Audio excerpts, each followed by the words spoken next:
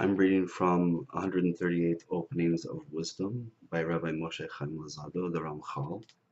This is opening 4, and it is the last of the first four openings to fall under the superheading, the revelation of unity and goodness, foundation of the creation.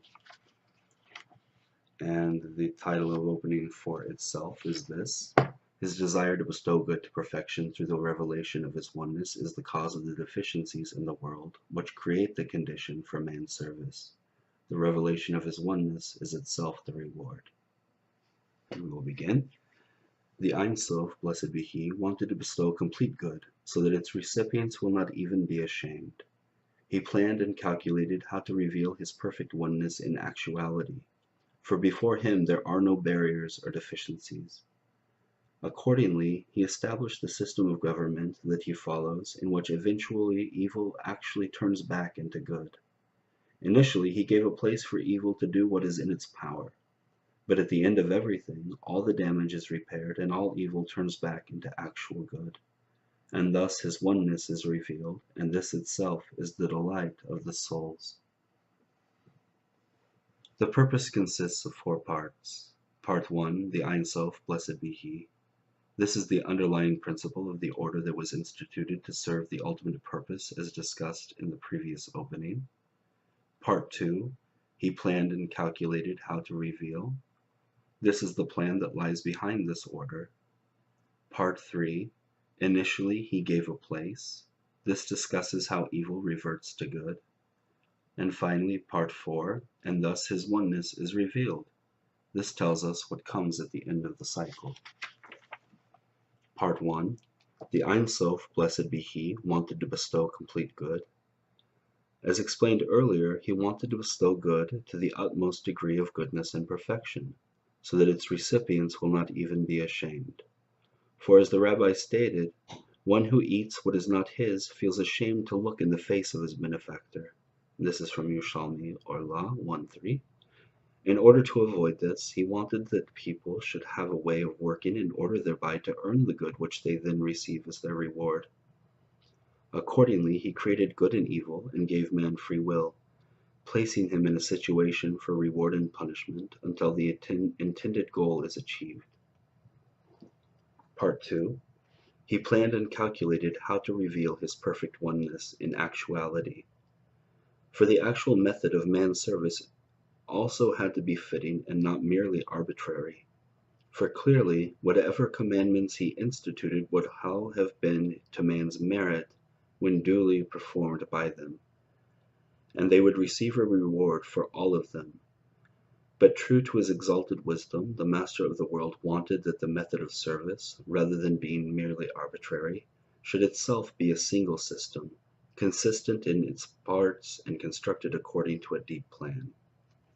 He wanted one root for the entire system. The Supreme Will calculated that there could be no more fitting and logical focus for man's service than if he were to reveal his oneness in actuality.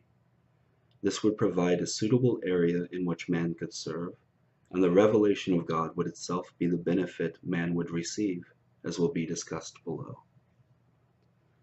For before him there are no barriers or deficiencies. His unique perfection surely lies in his total and absolute power. No possible barrier or deficiency can stand in his way. This we will come to know from the side of God's perfection, not from the other side. For this is revealed only when it is not the deficiencies in the repair that comes to them through the power of his perfection that are seen, but rather when only his perfection is seen. This was a suitable area within which service could exist. His plan to reveal his oneness in actuality consisted of first revealing the deficiencies, and then rectifying them, thus revealing his oneness and his power over everything. When perfection holds sway, there is certainly no need for service at all, for nothing could be better than his complete perfection. If so, fulfillment of the commandments would not add anything to it, or to his government of the world. But in a situation in which deficiencies exist, fulfillment of the commandments is of benefit, because through them that which is imperfect and deficient is able to attain perfection. If so, only a realm of deficiency provides the appropriate arena for service in this way. Service is very applicable in a realm of deficiency, for it is impossible to speak of oneness and unity without speaking of absolute power and control without any limits. It follows that if he desires to actually reveal this unity, he will create a limitation and then remove it. Here we have the concept of the center of Ein Sof mentioned in Kabbalistic literature. For instance, Etz Chaim, Derech Yugulim V'Yosher 11.3, with the Tzimtzum, the contraction took place. This center is the central point on the basis of which the worlds and the service within them were created. The act by which they came about was the concealment of perfection, which left the realm governed by the principle of imperfection, a realm in which service is relevant. However, what he wanted to reveal is how the realm of deficiencies becomes rectified through the power of his oneness. If so, the work is not complete unless perfection is initially concealed, to make it possible for deficiencies to exist. In this phase, the possibility of service exists until the perfection of his oneness and unity is revealed and he rectifies all the deficiencies. Indeed, the service itself includes the actual revelation of his oneness, for it is the people who serve who draw down and reveal this unity so as to rectify all that is lacking. And now see what is their reward. It is the very unity which will be revealed to them, and they will attain it. This itself is the perfect goodness that he wants to bestow on them, for the reward for the fulfillment of the commandments is only in the world to come, when the souls come to their root, which is the root of the entire creation. Their delight will be according to their level of attainment. When they attain the revelation of God's unity, their delight will be perfect in every way. No barriers will stand in the way of the recipients, and they will attain the light of perfect unity, the greatest possible delight the souls can enjoy. To summarize, when Ein Sof in his perfect wisdom wanted to institute a system of service, he calculated in what arena it would be applicable. He knew that there was no aspect of his perfection in which there was any need at all for his creatures or any place for their service except in the bestowal of good, whereby evil itself reverts into good. This is the fundamental concept of perfect unity about which I wrote. In God's aspect of complete perfection, there is no place whatever for service. However, because the very concept of oneness and unity involves the hypothetical possibility of imperfection, not that it exists, but that it is negated through the power of perfection, it was therefore pertinent that in order to reveal his goodness, he should conceal his perfection, in order then to reveal it in actuality. This is like damaging in order to repair. On this foundation he did all his work. He made a place for independent beings and a place for their service, and fixed a very precious reward for them. It's the end of part 2. Part 3. Accordingly, he established the system of government that he follows, namely the system of government that exists now, in which eventually evil actually turns back into good. In this way, what existed within his unity in potential becomes revealed in actuality, in that initially he gave a place for evil to do what is in its power, he concealed his perfection, but at the end of everything, all the damage is repaired and all evil turns back into actual good, quite literally, and this is the end of the cycle through which his oneness is revealed. Part 4.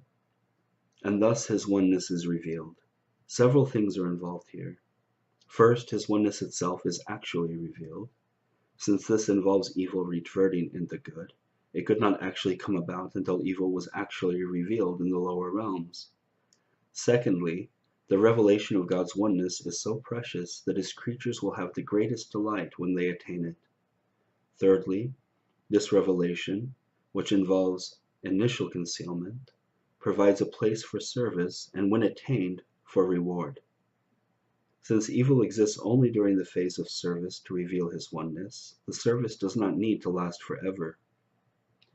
Today to do them, and tomorrow to receive their reward, as explicated in Erubim 22a on Deuteronomy 7:11. For as soon as his oneness is revealed, there is no further need for service, because this itself is the delight of the souls. The revelation of his unity is itself precisely the goodness that, as we have said, he wants to bestow.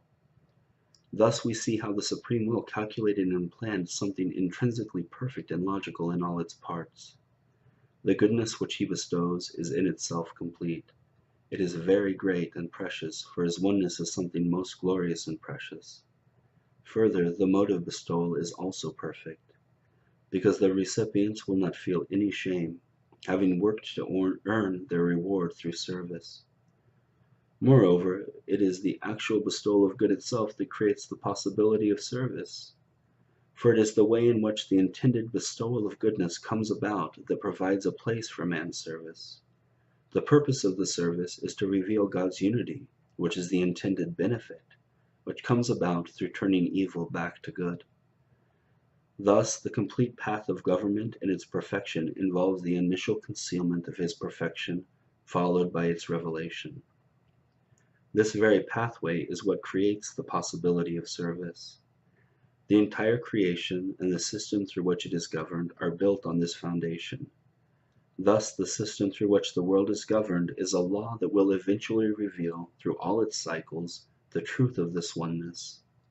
And the creation itself is built on the foundation of concealment, followed by revelation, in the sense that the created realms and beings themselves contain allusions to the laws of this system of government.